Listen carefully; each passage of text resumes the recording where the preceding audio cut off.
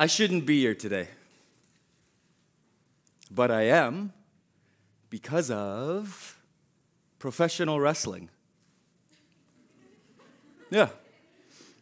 Now, professional wrestling means a lot more to me than it may to some.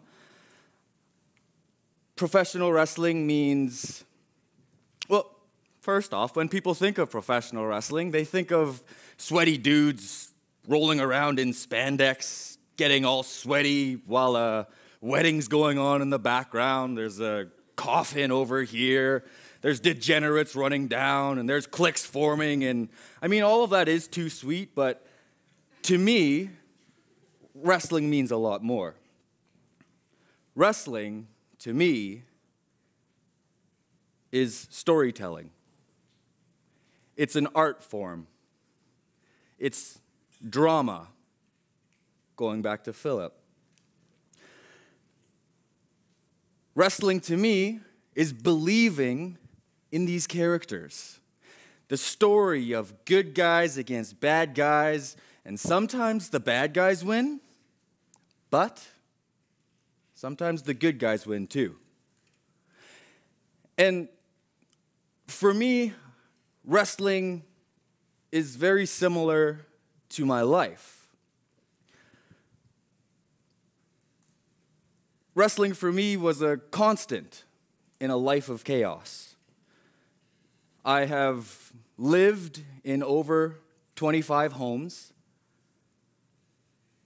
I have attended several different schools. I was influenced by my late alcoholic father, whose ashes are in this bullet casing right here.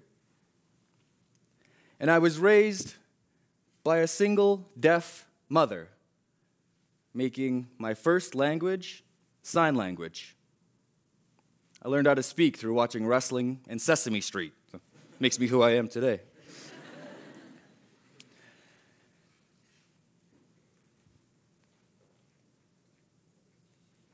The lowest point for me was when I was 14. I was homeless. I was in grade 9. And I can remember the day specifically when this happened. It was on a Friday, right before the weekend. So if you can put yourself back to grade 9 on a Friday before the weekend, you're pretty stoked to go out on the weekend, such as I was. I can remember opening the doors of the school and going to my friend's car. I was staying on his couch at the time. And I hop in the car, and I look in the back, and all of my stuff was there. And I look at him, and hey, man, how come all my stuff's in the back? I'm sorry, man. It's just not working out at my house, so where can I drop you off? Huh? Man, I got nowhere to go. I have no idea. A thought popped in my head of my mom's friend who lived in the area. So I stopped by there, knocked on the door, no one was home. I put all my stuff in the back. I waited around for a bit to see if they'd come home. They never did. So that evening, I went to a park. This park was known in the area for the hangout spot for all the schools, so I knew some of my friends and other people would be there, and maybe I could find a place to crash. So I went to this park. And I found someone who I went to school with and wasn't really friends with, but I knew him. And I asked him, hey, man, do you think I could stay at your place? And he goes, yeah, for sure, dude. That sounds good. So I hung out with him the entire night. Just stuck around him like a parasite, right? Just clinging to him. Eventually, the night ends. Everyone clears out. And we start walking back to his house. He opens the front door, and he turns around, and he stops. And I walk up. Oh. Well, you gonna let me in, man? Sorry, you can't stay here tonight. Huh? I mean, you said I could stay. Fine, it's cool. And I left. I went back to that same park. And that night, I slept under a tree. I was 14, in grade 9, homeless, underneath of a tree. And it was in that moment when I can vividly remember sitting there, and I was contemplating my existence. I didn't know my purpose. I had no idea why I was on this earth. But the thought that kept popping up in my head was, you want to be a professional wrestler. You want to be a professional wrestler. You want to be a professional wrestler. And that belief got me through that night. Fast forward a few years, and I found myself living in a drug house, which was the top one in the city. I got sick and tired of living in that environment of home invasions and muggings. And eventually, I shot a message out on MySpace when MySpace was still a thing. Sent a message out to a famous wrestling superstar, part of the Hart family, if you guys know wrestling.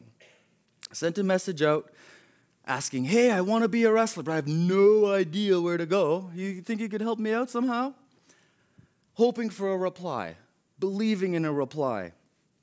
I took the action. I sent the message. About a week or so later, my inbox, bing, got one message. Whew. Open it up. Sure enough, it was her. She sent me a message back. It was one sentence. Said, hey, you want to be a wrestler? That's great. Here's an address. It's in Calgary, Alberta. Good luck. So, I took that address. I bought a one-way bus ticket from Saskatoon, Saskatchewan, all the way to Calgary, Alberta, with just an address. I can remember walking through the city of Calgary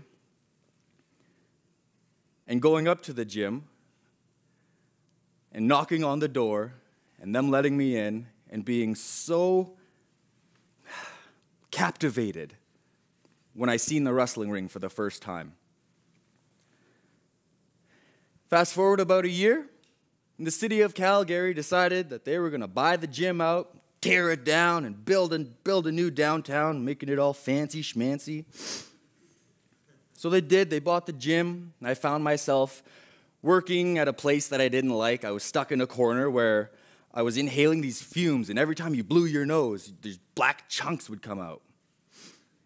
I was living on the edge of Calgary. Calgary is a big city. It took me nearly an hour and a half to get anywhere in town via transit. I was living with a roommate I didn't really like. And I wasn't training anymore. So again, I kind of found myself stuck in a position where I didn't know what I was doing. And one person changed my life, my trainer. His name's Ravenous Randy.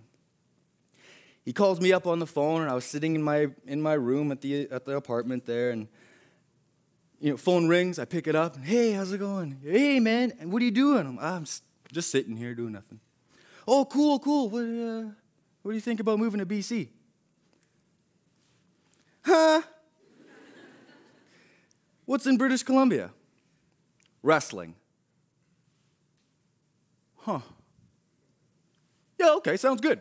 Hung up the phone, put my 2 weeks notice at my job, put 2 weeks notice at my roommate. Everyone was super mad at me. I didn't really care because I was going to do wrestling. And coming to BC was the best thing that I've ever done. See, I believed in what I wanted to do, and when the opportunities came up, I took action.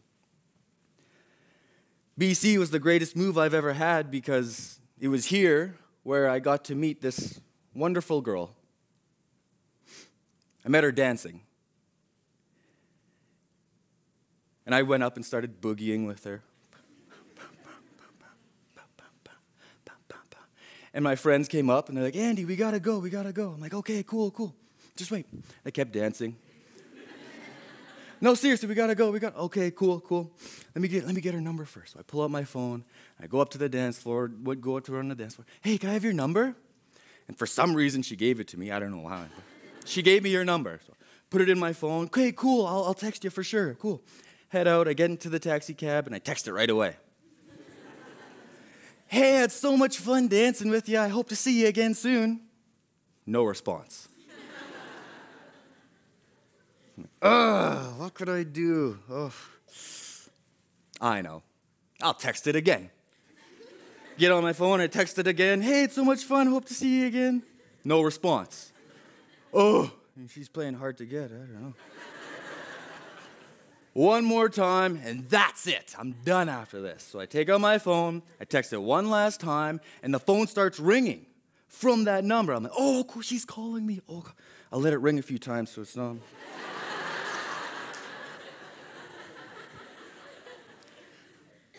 Pick it up. Hello? Hey.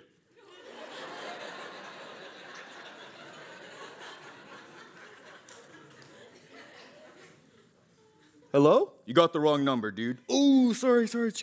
Hung up the phone. I got the wrong number. So, I took that phone number, I changed the last digit to the next one, and I texted that one. Wrong number. So I took that phone number and changed the digit to the next one, texted that one. Wrong number. Took the same phone number, changed the digit, texted that one, wrong number. Changed the digit to the... I kept going for a couple hours that night. I know. Eventually, I fell asleep, woke up, phone in my hand, still all these messages, people I didn't know, didn't get the number still, but I kept going. I took that phone number and I changed the last digit, wrong number. Eventually, I got tired of it, and I thought to myself, I'm going to text one last number, and that's it. I'm done. Like, I can't stand this anymore. Text one last number, put my phone down, I walk away, and when I come back, I pick it up, and I got it. Fast forward to today. We've been married for 2 years.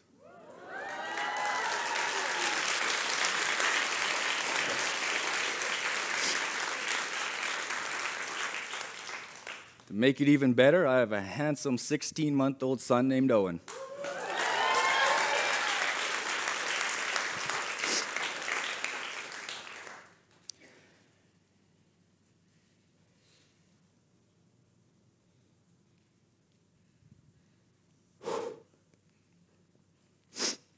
So you see, I believed in myself. And every time an opportunity came up, I took action. And it all culminated on January 14th of this year in my wrestling career, 7 years after I started, after many concussions. I've hyperextended my arm. I've dislocated a rib. The training regimen was crazy. We started with 100 squats each time. Just like that, just 100 squats, that's it, easy peasy. But it all was worth it because I eventually became the Canadian heavyweight champion.